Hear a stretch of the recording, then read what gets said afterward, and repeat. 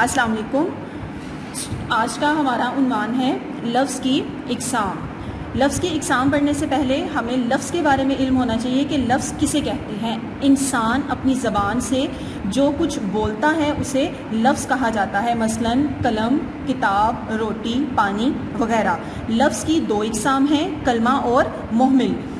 لفظ کی دو اقسام ہیں، کلمہ اور محمل. کلمہ وہ لفظ جو بامعنی ہو کلمہ کہلاتا ہے، مثلا کھانا، بات، شور وغیرہ. یعنی ایسا لفظ جو معنی رکھتا ہو اسے کلمہ کہا جاتا ہے. کھانا، بات، شور وغیرہ یہ الفاظ بامعنی ہیں.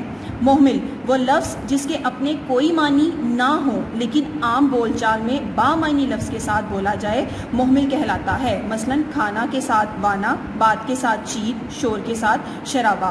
یعنی ایسا لفظ جس کا اپنا تو کوئی معنی نہ ہو لیکن وہ بامعنی لفظ کے ساتھ استعمال کیا جائے اسے محمل کہا جاتا ہے. مثلا کھانا وانا، بات چیت، شور شرابہ وغیرہ. اس کے بعد آپ کی سرگرمی نمبر 1 ہے، کالم الف کو کالم ب سے ملانا ہے. اس میں آپ نے کلمہ کو محمل کے ساتھ ملانا ہے. جیسے کالم الف میں دیا گیا ہے چائے، اب آپ نے کالم ب میں سے اس کا محمل ڈھونڈنا ہے، چائے وائے. اب دوسرا لفظ ہے دھوم. دھوم کلمہ ہے اور اس کا آپ نے محمل ڈھونڈنا ہے. دھوم کے ساتھ ہم لوگ استعمال کرتے ہیں دھوم، دھام.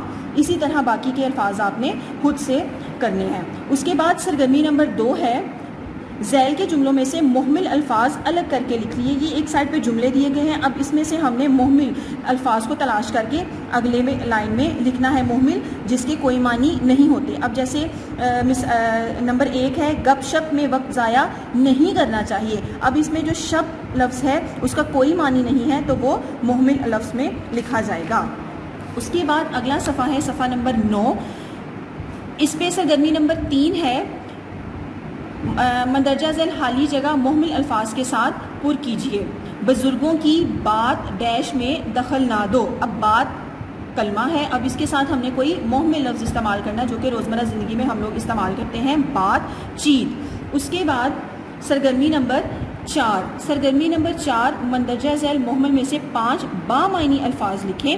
اب ہم نے اس میں سے ہمیں محمل دیا گیا ہے، اب ہم نے اس کا کلمہ لکھنا ہے. جیسے سب سے پہلا لفظ ہے وام، تو ہم کام کے ساتھ وام کا لفظ استعمال کرتے ہیں تو اس میں آئے گا کام. اس کے بعد سرگرمی نمبر 5 ہے، بامعنی الفاظ کی زنجیر بنائیے جس میں الفاظ کے آخری حرف سے دوسرا لفظ شروع کیجیے.